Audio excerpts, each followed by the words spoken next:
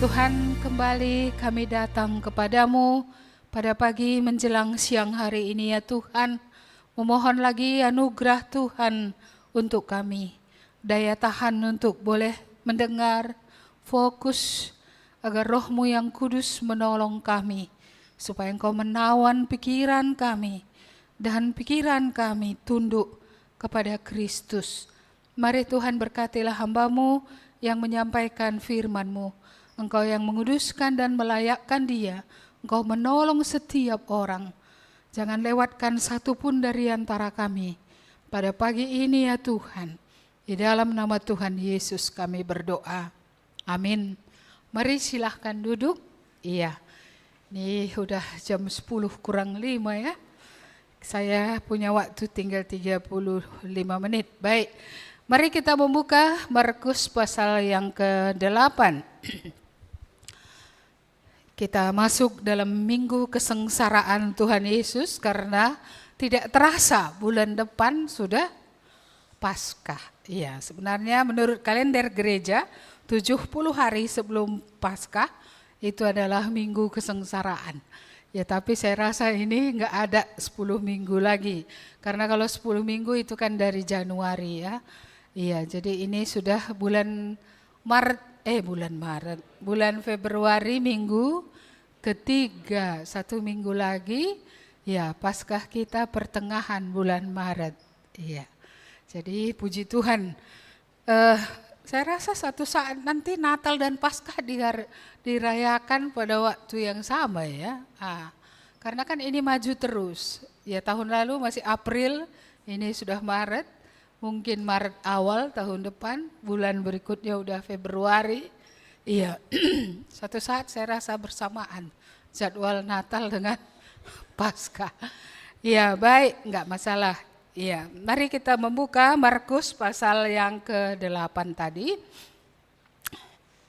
Ini pemberitahuan pertama tentang penderitaan Yesus. Markus 8 ayat 31 sampai 38. Saya bacakan demikian firman Tuhan. Kemudian mulailah Yesus mengajarkan kepada mereka bahwa Anak Manusia harus menanggung banyak penderitaan dan ditolak oleh tua-tua, imam-imam kepala dan ahli-ahli Taurat, lalu dibunuh dan bangkit sesudah 3 hari. Hal ini dikatakannya dengan terus terang. Tetapi Petrus menarik Yesus ke samping dan menegur dia.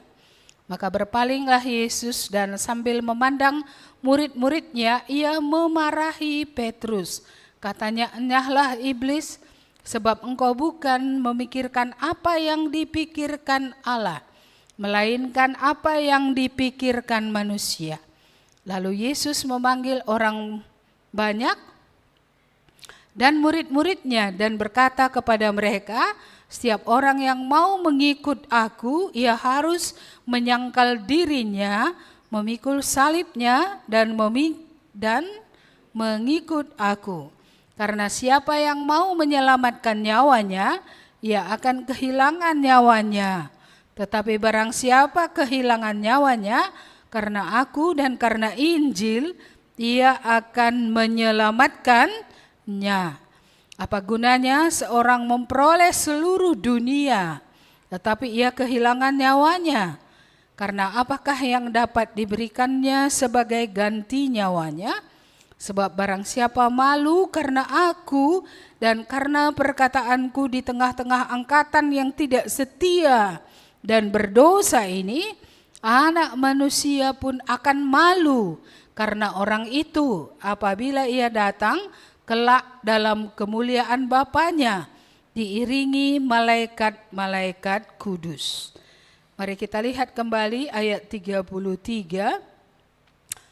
Iya, maka berpalinglah Yesus dan sambil memandang murid-muridnya, ia memarahi Petrus. Katanya, "Enyahlah iblis, sebab engkau bukan memikirkan apa yang dipikirkan Allah, melainkan apa yang dipikirkan manusia."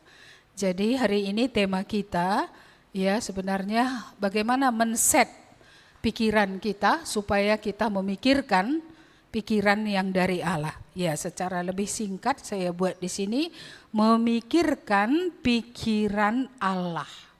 Ini berbicara tentang pikiran, ya. Kita tahu bahwa pikiran adalah ajang pertempuran dari antara dua kekuatan besar, yaitu Allah dan iblis. Iya. Iblis mau juga bermain di tingkat pikiran kita. Iya, tetapi Allah juga mau ya di tingkat pikiran ini kita sudah dibaharui supaya kita boleh dibaharui di dalam hati kita, di dalam roh kita. Iya. Jadi 2,5 tahun telah berlalu ya sejak Yesus memanggil murid-muridnya dalam bagian firman Tuhan ini. Jadi sudah banyak yang mereka dengar, sudah banyak yang mereka lihat, sudah banyak yang mereka lihat bukan saja dalam hal bagaimana Yesus menyampaikan firman, bagaimana dia membuat mukjizat, tapi juga mereka melihat bagaimana Yesus hidup. Karena mereka bersama-sama dengan dia tiap-tiap hari. Iya. Sebelum nats yang kita baca ini tadi, ada sebuah pertanyaan yang Yesus ajukan kepada murid-muridnya di tengah perjalanan. Iya, menurut orang lain, kata orang, siapakah aku ini? Iya, di sini percakapan iya di tengah perjalanan.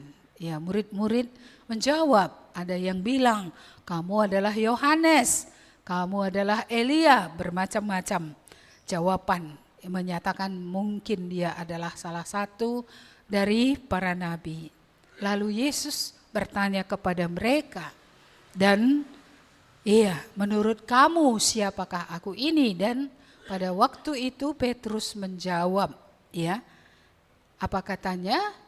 Engkau adalah Mesias. Iya. Jadi sebenarnya sampai tahap ini, kalau dari segi siapa Yesus, sudah mulai murid-murid ini paham bahwa Yesus adalah yang dinubuatkan. Mulai dari kitab Kejadian ya, mulai dari kitab nabi-nabi, nah kitab Mazmur ya. Semua kitab dalam perjanjian lama yang menubuatkan tentang kedatangan Mesias. Mereka lihat itu penggenapannya pada Yesus. Ya, jadi ini sebenarnya adalah satu kemenangan ya, karena mereka sudah sampai di situ. Ya, Yesus, ya, Petrus berkata, engkau adalah Mesias, sudah sampai. Ya, jadi mengapa ketika Yesus memberitakan kabar apa yang akan terjadi padanya? Karena tadi di sini kan dia memberitahu apa nanti yang jadi. Setelah mereka tahu dia Mesias, Yesus beritahu apa yang akan terjadi pada Mesias. Yang akan terjadi adalah bahwa dia harus menanggung banyak penderitaan. Dia harus ditolak oleh tua-tua, imam-imam, kepala ahli-ahli Taurat. Ini ahli Taurat. Berarti ini elit keagamaan ya, orang-orang penting. Iya. Lalu dibunuh dan bangkit sesudah 3 hari.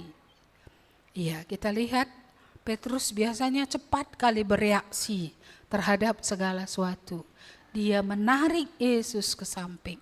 Dia berani menegur Yesus. Dia bilang apa? Ya, dia bilang apa? Ya, nggak ada dikatakan di sini apa yang dibilangnya ya. Tapi saya yakin dia bilang, janganlah semua itu terjadi padamu. Iya. Jadi pikiran Petrus, pikiran murid-murid, gambaran dari Mesias adalah ya kembalinya kejayaan kerajaan Israel seperti pada zaman Israel. Ya, di bawah kepemimpinan Daud. Iya. Negara itu aman, jaya, kaya, ya kan? Iya, negara itu akan berkembang, negara itu akan semakin luas, ya. Orang-orang akan takut. Iya. Inilah dalam pemikiran mereka ketika mereka mengatakan engkaulah Mesias. Iya, karena mereka melihat kapasitas Yesus memungkinkan semuanya itu terjadi. Iya, karena lihatlah dia memberi makan 5.000 orang, 4.000 orang. Ya kan tidak ada kesulitan ekonomi yang akan terjadi. Lihatlah bagaimana dia bisa mengumpulkan, menarik orang dari berbagai latar belakang. Orang-orang mengelulukan dia, mencari dia. Jadi mereka merasa, ya inilah orangnya. Ya berbeda dengan apa yang mereka pikirkan. Berbeda dengan apa yang Yesus katakan. Yesus jelas-jelas mengatakan anak manusia akan menderita. Gambaran mereka bukan penderitaan. Gambaran mereka adalah bahwa Mesias akan mendatangkan masa kemakmuran, masa kejayaan, ya. Masa di mana seperti Daud dulu memerintah, Israel menjadi negara yang terkenal dan di mana-mana dikenal oleh orang. Inilah yang menjadi mimpi mereka. Saya tidak tahu apa mimpi kita kalau kita berkata aku mau ikut Yesus. Apakah ini juga di dalam pikiran kita seperti yang ada pada Petrus?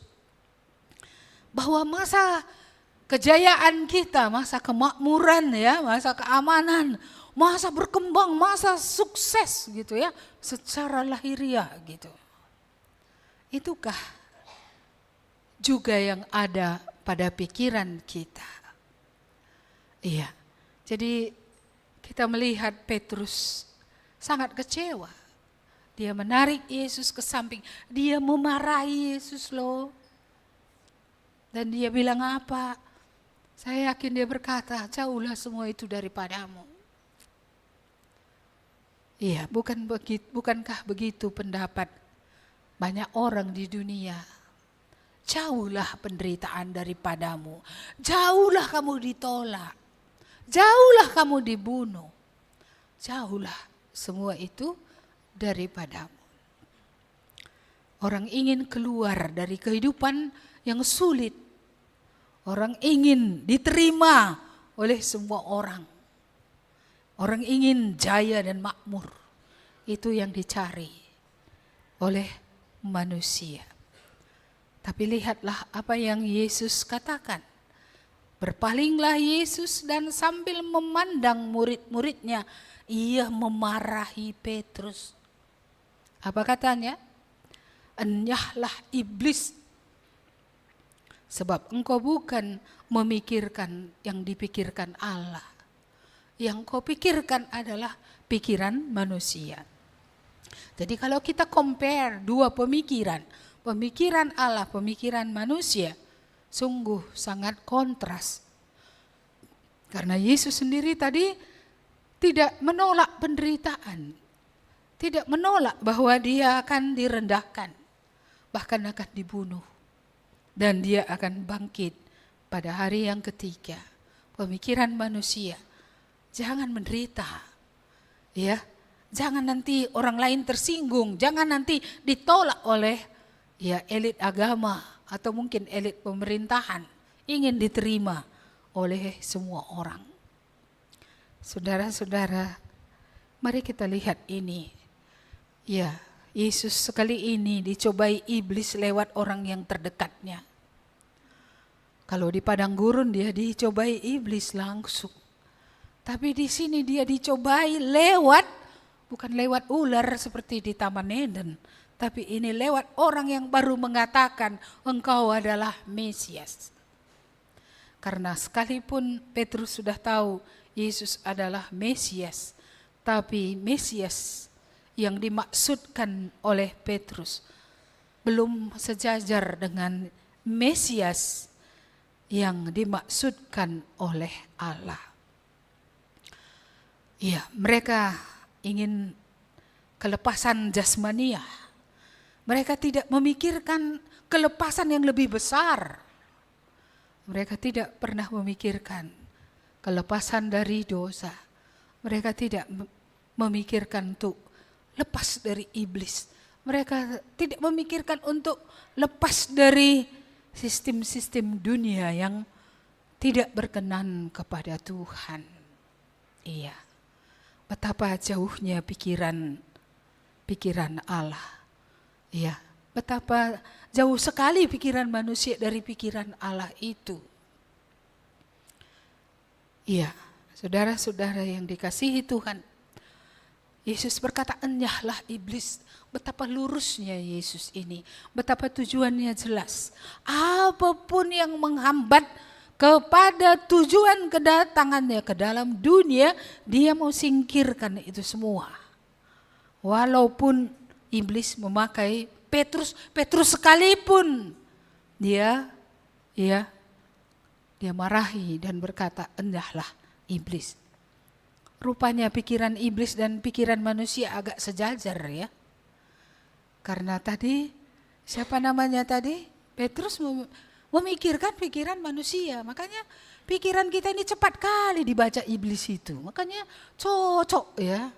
Iya cocok. Makanya sejalan ya sama iblis gitu ya. Iya. Bagaimanalah pikiran kita yang lebih cocok kepada iblis, kepada dosa ini bisa berubah. Bagaimana itu bisa berubah? Hanya Tuhan yang bisa merubah pikiran kita ini. Iya, karena kita melihat tadi bahkan Petrus sendiri pun yang sudah banyak belajar. Alain pikirannya itu, alur pikirannya bukan sejajar dengan Yesus. Alur pikirannya masih sejajar dengan iblis. Masih sejajar dengan pikiran-pikiran dunia manusia. Ya, jadi kita melihat di sini kalau ya Yesus pun sudah mengatakan membal. Ketika Yesus berkata, aku harus menderita. Aku nanti akan ditolak. Aku nanti akan dibunuh, aku nanti akan bangkit. Jelas-jelas dari mulutnya sendiri. Dia menceritakan penderitaan yang akan datang. Nggak masuk. Kapan bisa masuk ya? Pikiran yang dari Tuhan ini. Sehingga kita bukan berpikir seperti cara berpikir iblis lagi. Tapi kita berpikir dengan pikiran ilahi. Ya kita tahu dia yang lahir dari Allah akan memikirkan pikiran-pikiran yang dari Allah. Tapi yang tidak lahir dari Allah tidak akan pernah bisa memikirkan pikiran-pikiran dari Allah. Itu sebabnya jikalau orang tidak dilahirkan kembali, tidak akan pernah memiliki pikiran-pikiran Allah, pikiran terang, pikiran yang benar. Tetap pikirannya itu nanti kepada pikiran yang salah. Jadi kalau orang yang belum lahir baru, tidak heran kita selalu menentang apa yang Allah katakan. Jika dalam pikiran saudara ketika saudara mendengar firman Tuhan ada perlawanan terhadap firman Allah, itu berarti kegelapan masih sangat dekat di situ. Jikalau ketika firman Tuhan diberitakan, hati saudara memberontak, ya, melawan terhadap apa yang Tuhan katakan, iblis masih di situ. Ini kita harus hati-hati karena Yesus bukan berkata diam Petrus. Bukan, dia bilang enyahlah iblis. Karena yang dimasukkan ke dalam pikiran daripada Petrus itu adalah pikiran yang dari iblis. Masih bisa iblis memasukkan pikiran? Kenapa tidak? Jarum-jarum iblis ini bisa masuk lewat apa saja. Lewat apa saja. Lewat apa yang kita dengar, lewat apa yang kita baca, ya, lewat ya macam-macam media yang ada. Itu bisa dimasukkan pikiran untuk apa? Untuk melawan Allah, untuk melawan kehendak Allah. Ya, jadi mari kita lihat di dalam pertempuran di tingkat pikiran dan juga nanti di tingkat hati kita. ini melawan atau sejajar dengan Allah? Berpihak kepada Tuhan atau tetap memberontak kepada apa yang Tuhan katakan? Dunia ini dipenuhi dengan orang-orang yang pikirannya sudah memberontak kepada Allah, dan nature kita memang itu. Sejak manusia jatuh dalam dosa, natur manusia, natur pikiran manusia adalah melawan, adalah memberontak. Itu sebabnya di dalam kitab Nabi Yesaya dikatakan kami semua sesat seperti domba. Ya, kami mengambil jalan kami masing-masing. Iya, menurut apa yang mereka pikir baik. Seperti Adam dan Hawa mendengar iblis dan berpikir itu baik, manusia juga begitu. Mereka tidak mendengarkan Tuhan Sang Pencipta yang justru memikirkan yang baik, memberikan hukum yang baik, hukum yang mendatangkan kebahagiaan, hukum yang mendatangkan kebaikan. Iya. Jadi ini kita lihat yang pertama. Jadi jikalau ada di antara kita menolak penderitaan, lalu kemudian melakukan apa saja agar tidak menderita. Iya, ini takkan berhasil sama sekali. Penderitaan adalah bagian dari hidup setelah manusia berdosa. Tapi penderitaan bisa mendatangkan kebaikan kalau orang datang kepada Tuhan. Iya, kalau orang datang kepada Tuhan, bukankah penderitaan menuntun kita kepada pertobatan? Bukankah penderitaan menuntun kita kepada keselamatan? Bukankah bagi kita yang sudah percaya juga penderitaan menguduskan kita? Penderitaan membuat roh pemberontakan itu mati. Ya, penderitaan membuat kita melihat kita sangat tidak terbatas dan akhirnya kita bisa tunduk kepada Allah yang tidak terbatas. Kita sangat terbatas sementara Allah tidak terbatas. Penderitaan membuat kita lebih dikuduskan lagi, dipangkas lagi dari semua hal. Kalau kita lihat Yesus betapa tegasnya, enyahlah iblis. Apakah kita pernah berkata begitu terhadap tiap hal yang mau membelokkan kita dari rencana Allah? Tiap hal yang mau membawa kita keluar dari plan Allah yang baik.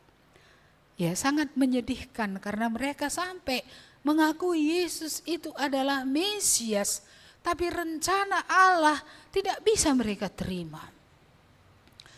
Kalau mereka mengakui Yesus itu Mesias, seharusnya apa yang direncanakan untuk Yesus harus mereka terima.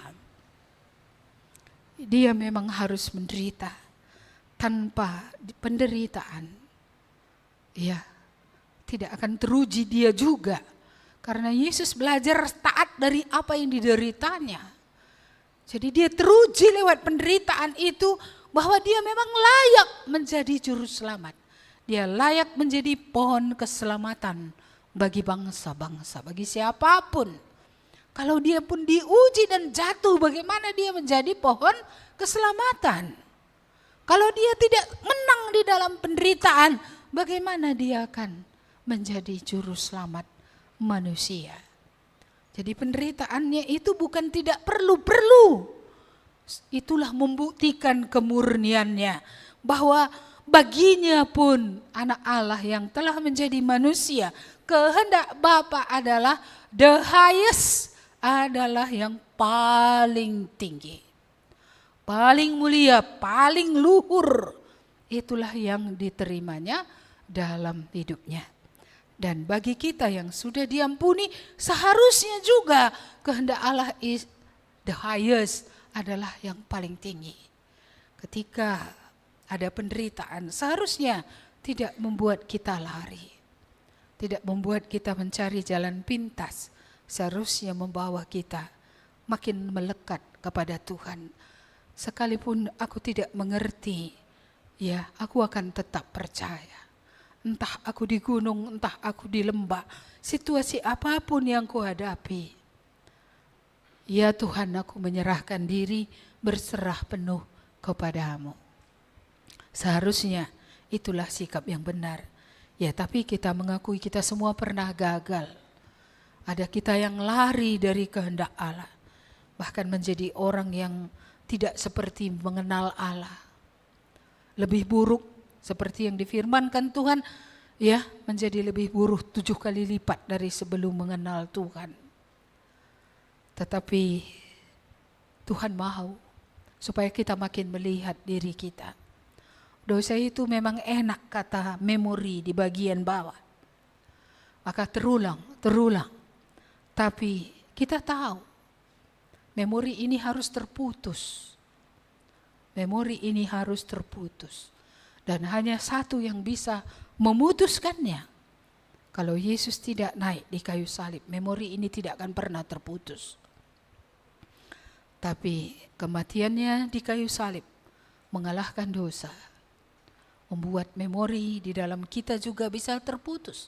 Maka jika anak itu memerdekakan kita, kita pun bisa benar-benar merdeka. Kita bisa benar-benar merdeka. Mintalah, Tuhan merdekakanlah aku. Sudah terlalu lama di situ. Ya, sudah terlalu lama. Makanan yang mengandung gula itu manis, maka orang adiktif. Maka kita tidak bisa hidup tanpa karbohidrat.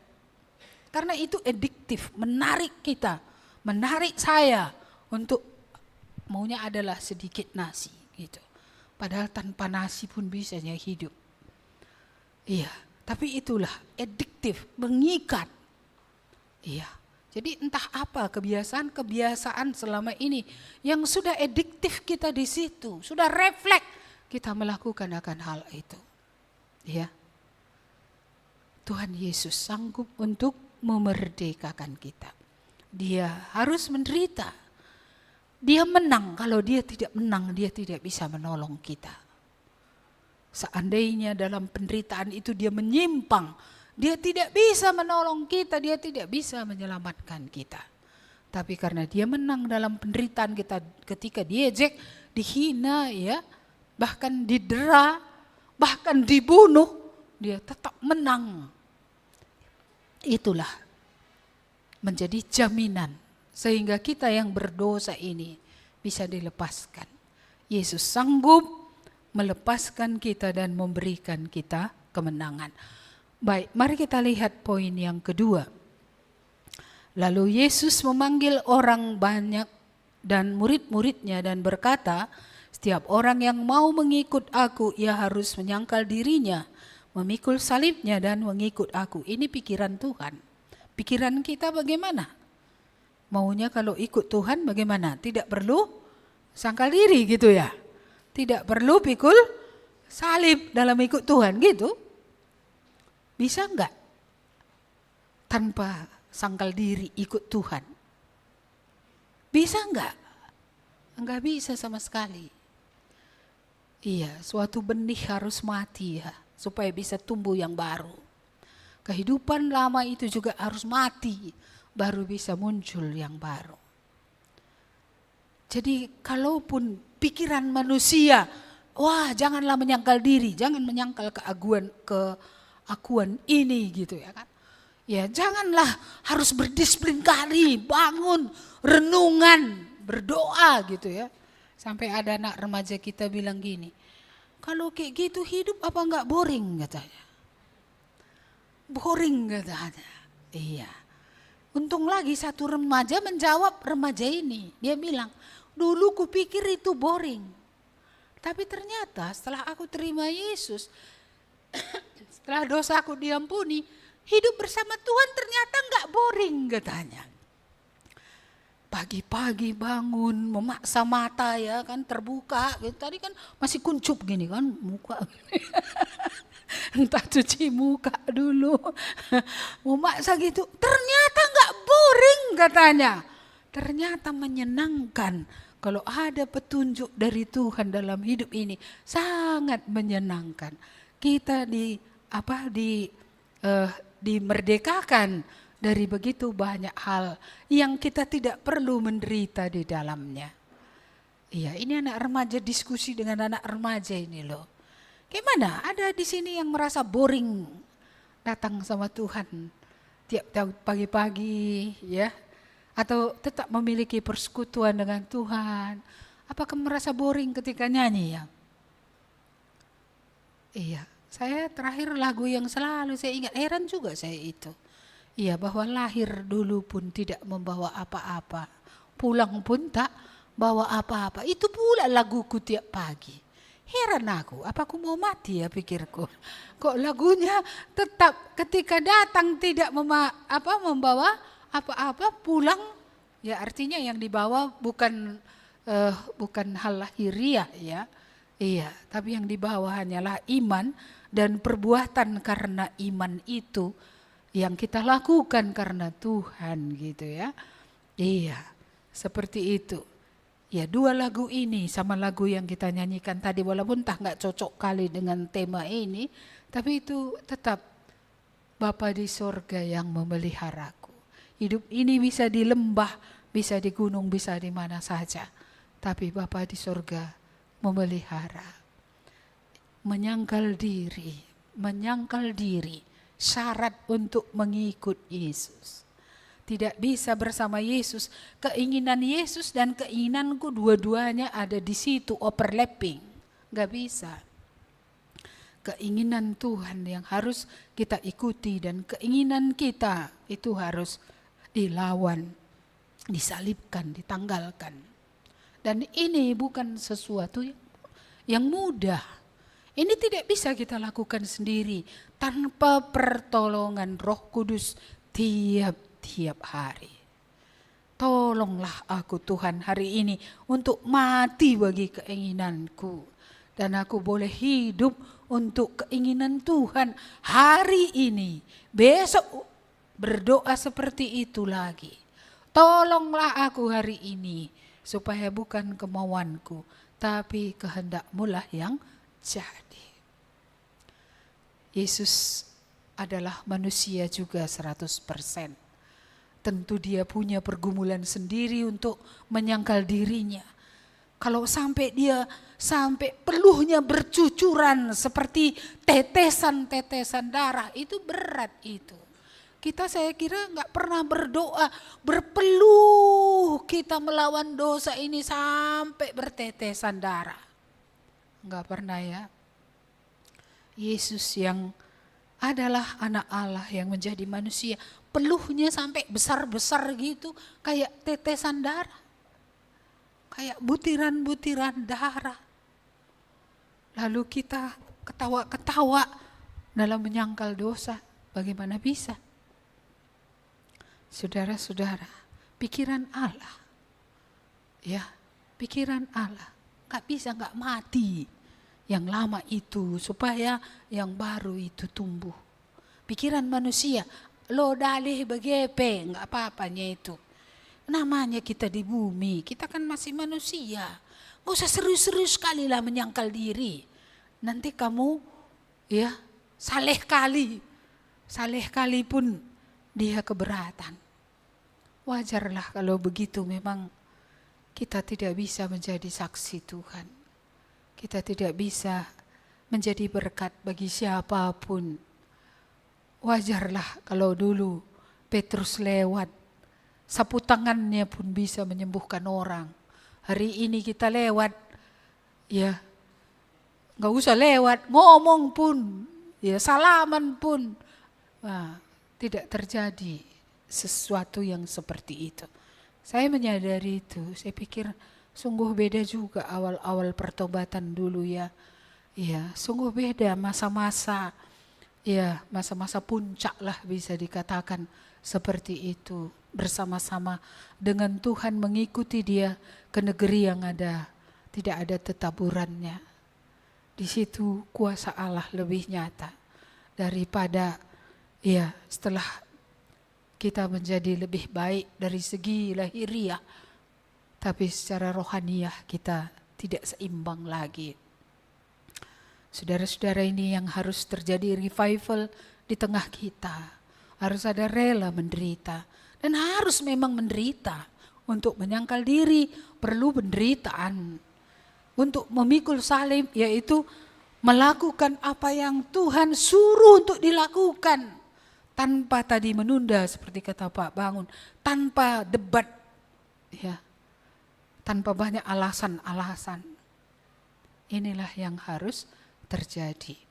Baik, yang ketiga, mari kita lihat, karena siapa yang mau menyelamatkan nyawanya, ia kehilangan nyawanya.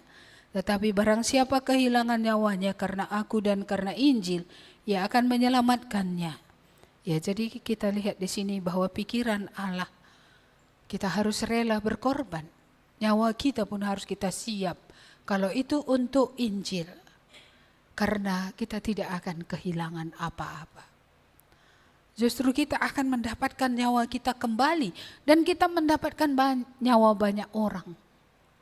Karena dengan pengorbanan itu, orang akan melihat Tuhan. Dan datang kepada Tuhan. Ketika tidak ada pengorbanan pada hidup kita karena Tuhan, maka tidak ada juga orang yang datang. Tetapi manusia selalu mempertahankan nyawanya, mempertahankan kenyamanannya, tidak mau menderita, tidak mau berkorban sama sekali. Iya, syukurlah murid-murid pada masa dahulu tidak mengasihi nyawanya. Seandainya dia mengasihi nyawanya, dia duduk-duduk saja di daerah yang aman. Kalau Roma menganiaya, ya, di kota-kota tertentu dia pergi ke kota yang aman, nyanyi-nyanyi saja di sana, bersekutu saja. Injil tidak sampai ke Eropa dan tidak sampai ke Indonesia kepada kita. Dan kita semua akan mati di dalam dosa. Tapi oleh karena mereka tidak menyayangkan nyawanya supaya orang lain diselamatkan, Injil sampai ke Eropa. Paulus memberitakan Injil ke Makedonia, dan dari sana, dari Eropa lah Injil masuk ke Asia. Tidak mau berkorban, menyayangkan nyawa, menyayangkan kenyamanan, tidak mau rugi apa-apa. Tidak meniru teladan Kristus. Dia telah meninggalkan sorga. Dia telah memberikan hidupnya. Dia telah memberikan nyawanya. Supaya orang lain diselamatkan. Dengan pengorbanannya itu kita diselamatkan. Tapi kita mau berkorban apa untuk dunia? Apa yang saudara rela korbankan?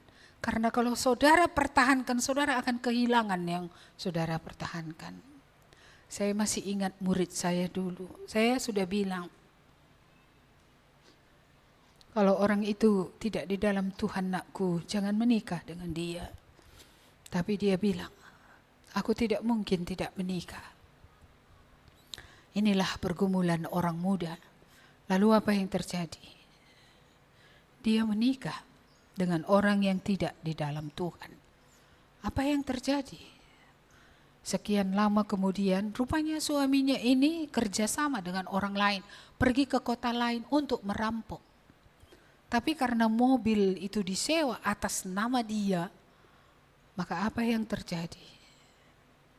Dia yang ditangkap. Dia yang ditangkap. Dia dibawa ke kantor polisi karena mobil yang pencuri ini tadi, dia yang menyewa. Suaminya pakai nama dia. Seperti itu. Akhirnya, ya memang proses pengadilannya kan pasti luar biasa. Ya, memang dia bebas, karena memang dia tidak ikut dalam kelompok itu. Tapi apa yang dia kejar, dia kehilangan. Dia kehilangan suaminya. Ya, karena suaminya itu kemudian bukan saja mencuri, merampok, dia kemudian juga main perempuan dan meninggalkan dia. Apa yang dia cari, dia kehilangan semua itu. Ya, hidupnya menjadi menderita. Padahal tadi kalau dia belum menikah, satu cuma penderitaannya. Apa itu? Ketika orang bertanya, mengapa kamu belum kawin? Itu aja. Tapi ini penderitaannya menjadi seumur hidup. Karena apa? Karena suaminya pergi meninggalkan dia, dia punya anak. Dia menyandang status janda, bukan janda mati tapi janda cerai. Ya, ini kan kadang-kadang mungkin kita tidak tahu apa yang kita kejar ya. Apa nanti akibatnya. Jauh lebih baik kerelaan untuk menderita berjalan bersama-sama dengan Tuhan. Dan Tuhan tadi yang bertanggung jawab atas hidup kita baik di dunia ini, baik sampai kepada kekekalan. Yang terakhir, apa gunanya seorang memperoleh seluruh dunia tetapi ia kehilangan nyawa?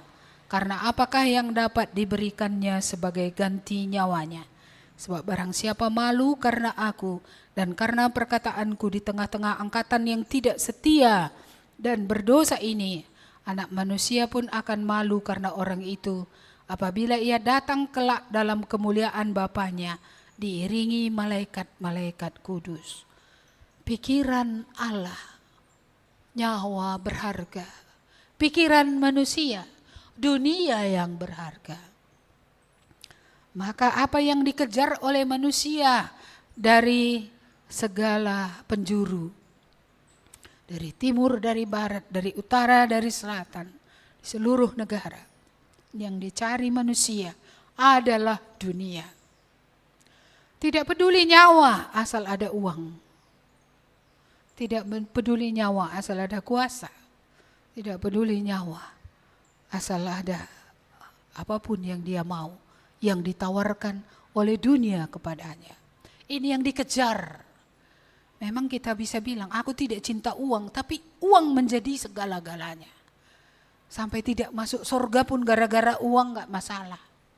Yang penting ku dapat dunia. Tidak masuk surga, enggak apa-apa, di neraka enggak apa-apa. Kurasa dia enggak ngerti apa yang dia bilang. Kalau dia mengerti panas api, rumah yang terbakar saja kalau kita ada di dalamnya, kita akan mencoba berlari. Tidak ada orang yang rumahnya terbakar lalu dia bilang, enggak apa-apa, aku tetap di tengah-tengah api ini. Enggak ada, bodoh itu. Semua orang akan menghindari api itu untuk keluar. Walaupun jendelanya enggak terbuka, diterobos bagaimana caranya.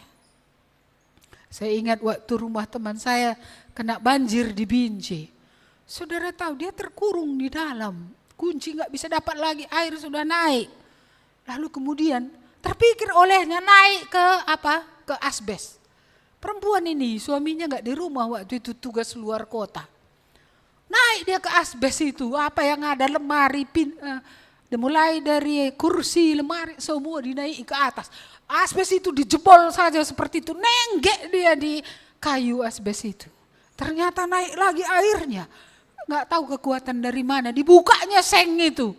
Supaya dia bisa di atas atap seng itu dia. Wah, ini tahu kurasa dia bahaya ya. Tahu, sayang dia nyawanya. Ya, dia ingin selamat dari air yang waktu itu terjadi di Binjai itu. Enggak pernah setinggi itu. Tapi itu setinggi itu terjadi. Sampai, iya saya ingat teman saya itu. Iya, dia cerita sama saya dengan gemetar badannya. Walaupun sudah berhari-hari ketika kami jumpa di sekolah. Waktu dulu saya masih mengajar. Gemetaran dia cerita. Ted katanya, iya seperti inilah aku berusaha. Bagaimana supaya bisa aku tidak dibawa oleh air itu. Iya. Lalu bagaimana? Kalau firman Tuhan berkata, kalaupun kamu beroleh seluruh dunia, kamu yang paling malang. Kamu paling malang karena jiwamu binasa. Ini beroleh seluruh dunia pun enggak pulanya. Berapalah dapat? Ya kan, lalu jiwa menjadi binasa. Lebih baik miskin masuk surga daripada kaya masuk neraka, ya kan? Saudara pilih mana? Hah? Miskin masuk surga, kaya masuk neraka. Di sini ada suara sumbang. Pilihan hanya 2, tapi dia pilih yang ketiga. Iya. Jika Tuhan tidak mengizinkan kita kaya, tapi kita beroleh kesempatan untuk masuk surga, kita pilih mana? Udah kan melihat bahaya banjir tadi, bahaya api tadi, bahaya beroleh seluruh dunia? Bahkan orang yang kaya makin susah untuk percaya. Dia percaya sama apa? Sama uangnya dia percaya.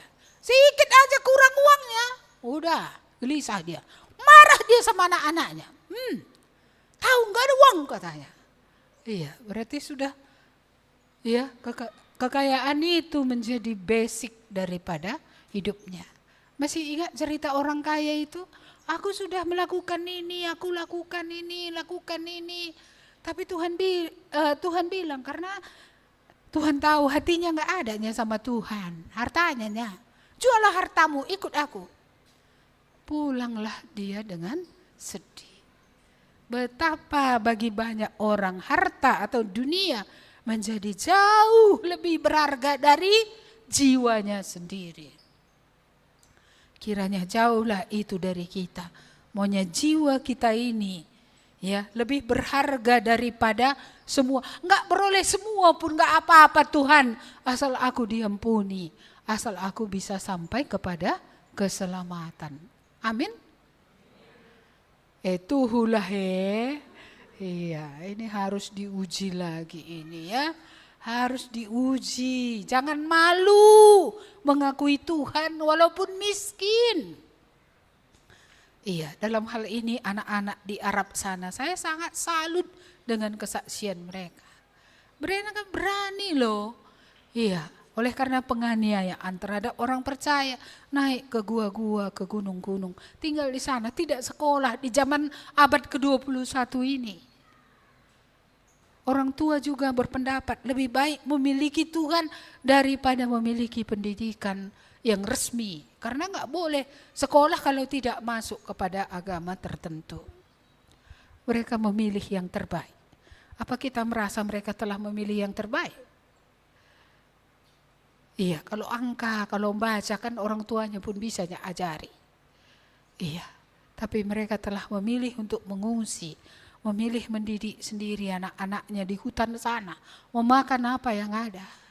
Dan mereka merasa kaya, mereka tidak bersedih seperti kita yang punya nasi, punya baju, punya tempat sehingga kita tidak kehujanan, tapi selalu mengeluh, selalu mengatakan kurang. Mereka bisa bersyukur karena mereka punya Yesus. Mereka bilang apa? Aku bersyukur punya Yesus.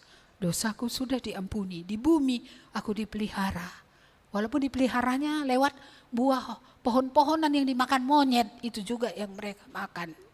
Tapi mereka tidak merasa kurang apa-apa. Betapa hati yang sangat bersyukur untuk anugerah Allah yang begitu besar, keselamatan yang Tuhan beri, jaminan penyertaan Tuhan di bumi sampai kepada kekekalan. Mari kita evaluasi pikiran-pikiran kita. Apakah masih pikiran dunia? Apakah masih pikiran yang berasal dari gelap? Ataukah pikiran dari Tuhan sudah mulai menerangi pikiran kita? Kita terus dibaharui, sehingga benar-benar pikiran-pikiran dari Allah itu bisa kita terima. Iya, sangat ketat kita harus seperti Yesus. Harus berani juga kita berkata, enyahlah iblis. Entah dari manapun dia masuk, entah apapun sarana yang dipakainya. Ini semua kita harus lihat dari sini sehingga kita bisa keluar ya dari jeratan iblis dalam hidup kita. Amin. Mari kita berdoa. Terima kasih Tuhan atas firman-Mu. Kami dilahirkan memang dalam kuasa gelap itu. Kami dilahirkan dalam kuasa dosa. Kami dilahirkan dalam kuasa sistem yang berlaku di tengah-tengah dunia ini. Tetapi Engkau telah menyatakan diri-Mu supaya pikiran kami diterangi, supaya kami makin menyadari dengan semua pikiran kami yang jahat itu, dengan semua pemberontakan kami itu, ujungnya akan menuju kepada kehancuran di dunia ini, bahkan kehancuran sampai kepada selamanya. Kiranya turunlah kemurahan Tuhan di tengah kami.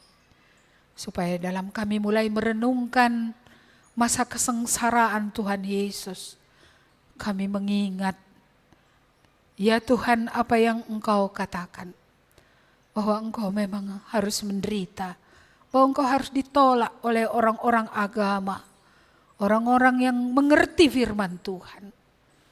Engkau harus mati, Engkau harus dibunuh, dan Engkau bangkit pada hari yang ketiga. Oh Tuhan, kiranya Roh-Mu yang bekerja, supaya kami pun menerima pikiran-pikiran yang dari atas itu. Seperti Yesus tidak malu atas penderitaan, tidak malu atas segala kesengsaraan. Kami juga tidak malu atas segala kesengsaraan. Ya Tuhan, supaya kesengsaraan ini membawa kami kepada pertobatan. Kesengsaraan ini membawa kami kepada hubungan yang benar dengan Tuhan. Kesengsaraan ini menguduskan kami. Kesengsaraan ini membentuk kami sedemikian supaya kami memegang Tuhan, karena kami tahu kami sangat terbatas, bahkan tidak berdaya sama sekali. Kami tidak bisa mengubah diri kami tidak bisa menyelamatkan diri kami. Tapi hanya Engkaulah Tuhan yang dapat menyelamatkan kami. Tuhan, biarlah kami melihat titik terang ini. Tuhan, Engkaulah pertolongan kami. Tuhan, Engkaulah keselamatan kami.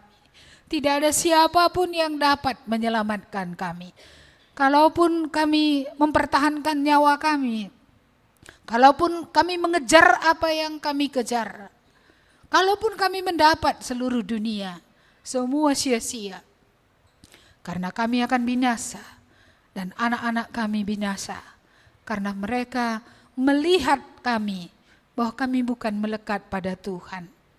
Karena itu biarlah Roh-Mu yang bekerja, supaya ada hati kami ya Tuhan, untuk boleh serius dalam hidup ini.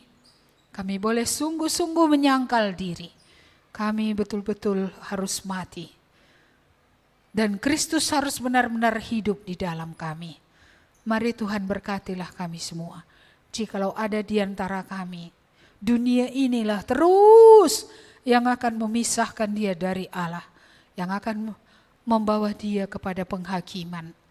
Kami berdoa supaya dia lihat jahatnya pikirannya, jahatnya hatinya, supaya boleh oleh anugerah Tuhan ada hati yang berbalik kepada Tuhan, ada hati yang sungguh-sungguh percaya. Tuhan, Engkaulah Allah. Engkau bukan saja dapat menolong kami dalam kesesakan kami hari lepas hari, tapi Engkaulah Tuhan yang mengampuni dosa kami. Engkaulah Tuhan yang menyelamatkan kami. Engkaulah Tuhan yang memberikan kepada kami jalan hidup yang lebih berarti, jalan hidup yang tidak sia-sia, jalan hidup yang akan berguna ya Tuhan. Mari Tuhan berkatilah tiap-tiap kami. Berbicaralah terus kepada kami pulang pun kami nanti dari ibadah ini, supaya boleh oleh pertolongan-Mu benar-benar pikiran kami dan hati kami dibaharui terus-menerus oleh firman-Mu, oleh darah-Mu yang sudah mengalir di kayu salib, oleh pekerjaan Roh-Mu. Terima kasih Bapa, kami menyerahkan semua umat-Mu kepada-Mu sendiri. Kiranya Engkaulah Allah yang terus menuntun, Engkaulah Allah yang terus berbicara. Kiranya telinga kami tajam mendengar suara Tuhan, dan hati kami terbuka terhadap firman-Mu. Terpujilah Engkau Allah kami. Jemaat pulanglah, arahkanlah matamu kepada Tuhan. Ingatlah bahwa kasih karunia dari Allah Bapa sudah diberikannya bagi kita. Itulah Yesus Kristus yang telah hidup dan telah mati, yang telah bangkit dari antara orang mati dan kembali ke sorga. Biarlah Dia yang akan engkau terima dalam hidupmu, akan menyertai hidupmu hari ini, seterusnya selamanya. Amin. Kepada Allah beri puji. Kepada Allah beri puji, semua makhluk di bumi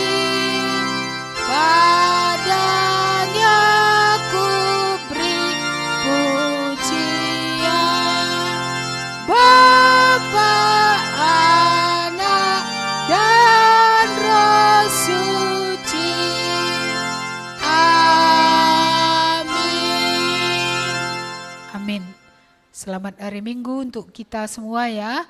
Tuhan memberkati.